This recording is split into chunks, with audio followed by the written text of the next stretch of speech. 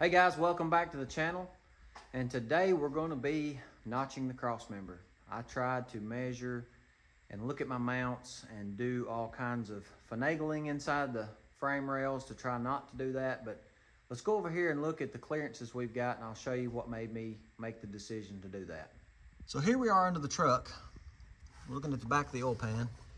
And as you can see, let me get you underneath here. I'll get my lights set up. I am touching the frame with the oil pan, or I was. Yeah, I am still. And I have very little clearance at the firewall. I still have to get my box up in here, my heater box. I decided to go with heater box instead of AC. But if you'll notice my marks, I've got 2 inches right here. My engine mounts, as you can see up in there, I only have about 1 inch of adjustment going forward. So I'm not gonna cut a huge notch out from under here. Basically, if I go back 1 inch or 2 inches here, that still gives me room to route my brake line up on that valley on the crossmember. And I'll go into more detail when I get the engine out and I'll show you. For right now, I'm gonna pull this engine out. I've got my tape in here, I've got my marks. The oil plug, that's another concern. I've got it marked here. I'm hoping when I get this notched, that gives me enough clearance for the oil pan not to hit, I'll still have enough room to get this oil plug out. But we're gonna make that work too. And I'll show you my other marks over here. I've got the outside edge of the pan marked right here. And probably what I'm gonna do is back up off this line a little bit and give myself about 3/8 clearance for the oil pan. Just in case the mounts move a little bit, or I'm setting the engine in, I don't want to bang and beat the oil pan up against the side of these frame rails. So let's get out from under the truck. I'll give you an underside clearance shot too. You can see it's touching the frame. So I'm going to get out, get this engine pulled back out of the truck, and we'll start cutting this cross member. I'm going to cut small pieces out at a time, test fit the engine several times to make sure I don't cut too much out of this cross member. Because I've seen guys cut them and they're cutting way back in here, and I don't want that big notch. All I need is just about 1.5 inches for my motor mounts to push the engine forward. So stick around and we'll get to cutting. Okay guys, before we get set up to cut the cross member, I wanted to show you something I talked about in my last video. I had showed you this Proform dipstick tube, and when the transmission is not bolted to the engine, it fits perfectly. But when I got my tube and started to try to fit it up with the engine bolted to it, it was hitting the back of the head right here. So I want to show you what I did to alleviate that problem. I'm going to show you this dipstick. I'm going to put it in here. And the first one, to be honest with you, I actually messed it up and had to reorder a new one. And that's why my videos have been spaced out. I've been waiting on parts. But as you can see now, I have... and get this bolted up, I have all kinds of clearance around my head. I am going to use this bracket I ordered from Amazon. ICT Billet makes them. There's a lot of knockoffs. I got this one from Amazon. I'll leave the part number in the description. But basically all I had to do was bend this tube down here. I had to tilt it back just a little bit, and I'll show you the device I made to do that. But when I get it mounted, I'm going to drill a hole in this bracket and tap it 10 by 1.5 and put me a bolt here, and it'll hold it steady. This bolt does not have to be here. If you familiar with LS engines, there is not a transmission mount hole in the back of your engine. I just stuck this in here to keep it from moving. But basically, I'll show you the old one. I tried to bend the old one and I dented and messed it all up. I did get it the shape I needed, but it's pretty ugly, so I just spent the extra little bit, that's how you learn, I guess, to get a new one. But I had my shape. But basically what you're wanting to do, let me set this up. You're gonna want this bend here is gonna have to bend out just a little. And how I did that, this is some good old boy engineering. I took a drill bit the same size as my tube, and I believe this is 1 inch. I'll have to look and get you the specs on that.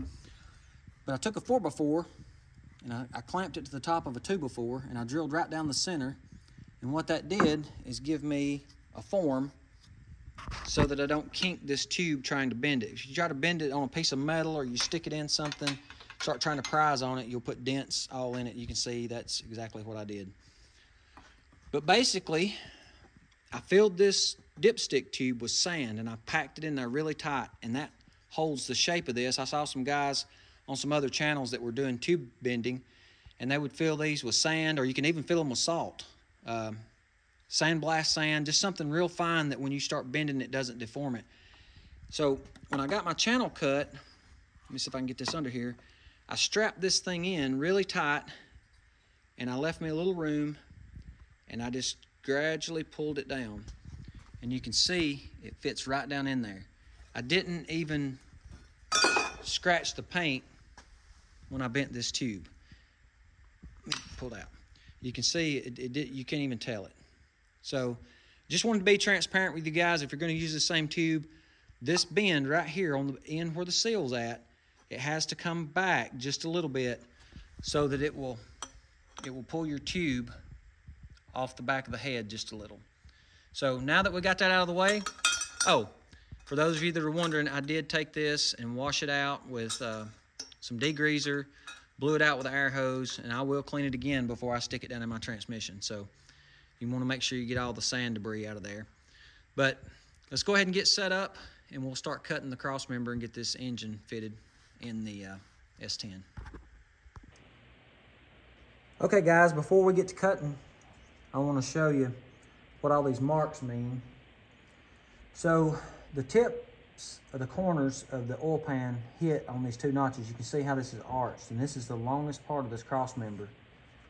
And when I measured from the back of the oil pan to underneath here to give me 2 inches of travel, it comes out to be 1.5 inches right here, because it's about a 1/2 inch difference between this gap, if that makes sense. I got another mark here. I started out with a 2-inch mark, but I don't want to notch this and just leave a huge hole. These other marks, I slid the engine all the way to the driver's side. This is the farthest part of the pan where the drain bolt is. You guys are looking at it like you were sitting inside the truck. So the driver's side would be on your left side. This would be the driver's side. This is the passenger side. Then I slid the engine all the way to the left, and this is the farthest most part of the pan inside here. So I'm gonna just cut away at this a little at a time. I don't want to make a big hole and then have a huge gap like I see on other. I want this to fit perfect, and I've got some 3/16 and some 1/8 plate. I think I'm going to use 3/16. I'm not sure yet. I've seen guys measure off the center line of this so many inches to one side. That's not going to work on this. My pan is 10 inches wide at the bottom. So the last time I was in school, 4 inches and 5 inches was 9 inches. So I'm gonna cut this just to the edge of the pan. I'm gonna set the engine back in. I'll probably do this multiple times. I won't put you guys through all that, but what I'll do is cut this out. I'm gonna put it in here, and I want about a 3/8 of an inch on each side so that pan has plenty of clearance all the way around. So we'll get started. We'll make this first cut along this line here. I'm gonna cut this with a Sawzall across, and then I'll take my cutoff wheel and cut this out, drop the engine back in, see if that's what I like, remark everything. It's better, just like a carpenter, you know, measure 4 or 5 times, cut once. You can always just keep trimming back. And then by the time you get your grinder in here and clean all this up, you're gonna take away some excess material that's gonna give you some extra clearance. So I wanna be cautious not to cut all this out. Plus, with this brake line, I don't see many people telling you what they do with this. My plan is to run it inside of here, and if I leave enough right here, I can put my clip. Actually, I'm gonna put 2 clips, one here and one here, and I'm gonna run that brake line back out so I don't have to re-bend brake lines. I'm gonna use my stock brake lines if I can. So I'll cut you off and we'll get started cutting, and then I'll fit the engine and we'll get all this cut out, and I'll document it for you and show you exactly what I did.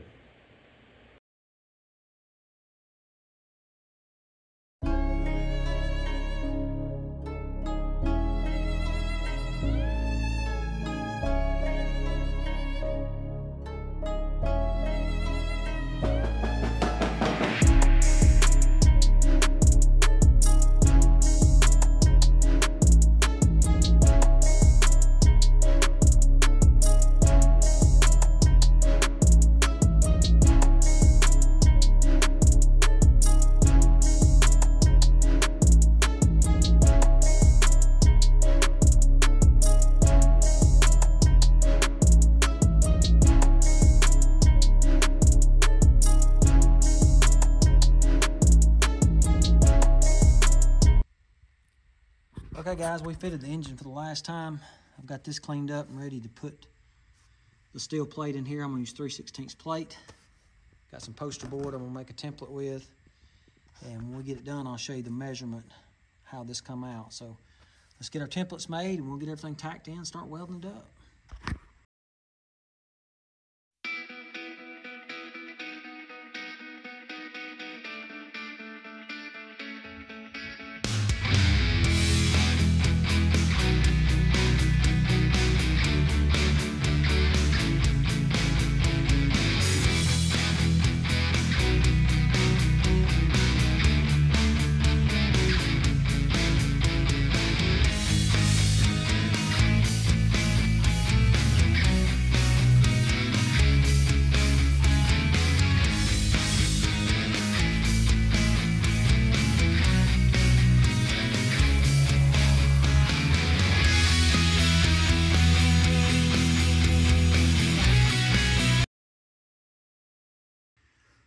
Well guys, I got the long piece cut, put some weldable primer on the back.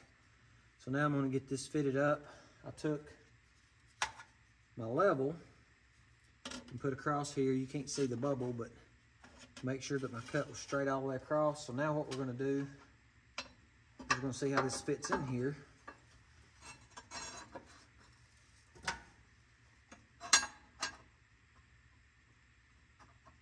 Get it squared up, tacked in, and we'll get this welded up. What I'm gonna do, this is 3/16 steel here. This is 1/8. I'm gonna bevel this a little, and I'm gonna push this underneath. It'll fit just inside of the frame. I'm gonna get it squared up like I said, and then we will run our bead of weld across here, cut these two pieces and get them welded in. So let's get this piece square, tacked, and welded, and I'll show you my welds when we get done, and then we'll cut these last two pieces and get it filled in.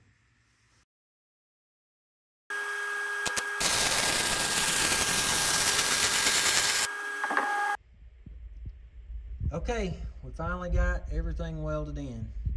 Now I was going to show you guys as much detail as I could, if I can get my tape measure in here. But you can see that's going to the edge of the weld. But if I go down in there, I'm about 10.5 inches across from here to the inside of here. And the way this cross member's arced, there's 2 points, and I came back 2 inches. I probably didn't have to come back that far. It gave me a lot of space, and at the end of the video, I'm gonna climb up under here and show you my welds. I told you I'd show you that. That way you guys can critique me. Tell me if it's gonna hold or if it's gonna break. And then I'm going to put the engine in and show you what the clearances look like around here, the clearance around the oil plug, because that's the kind of questions I would be asking. I would also be asking, what are you going to do with these brake lines? So my thought is I'm going to run them around here, come down across the top. I left enough of the little valley right here. I'm going to run them underneath this and come back up to the original point right here, and they'll be up and out of the way. That's the plan. And that'll be in some upcoming videos. But I'll tell you, I know a lot of guys tell you what this measurement should be, but for my oil pan, let's go over here, I've got it on the engine stand. And you can see from this side of the oil pan, let me get my camera here, from there to here is about 9 1/4. But I took into the account if my engine was all the way up and I was on the oil plug, I'm right at, let me get level here. I'm right at, let's see,